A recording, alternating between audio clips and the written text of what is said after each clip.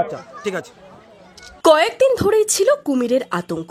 মুর্শিদাবাদের ভরতপুরের জড়িগাছি গ্রামে বাবলা নদীতে নামতে ভয় পাচ্ছিলেন অনেকেই।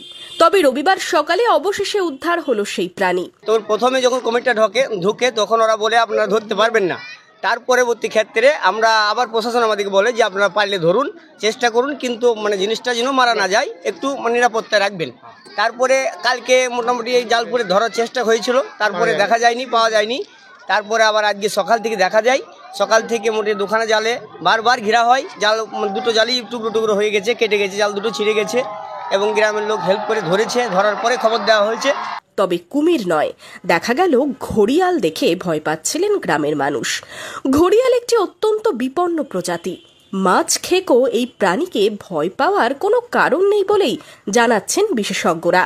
এদিন বন দপ্তরের কর্মীরা এসে ঘড়িয়াল উদ্ধার করে।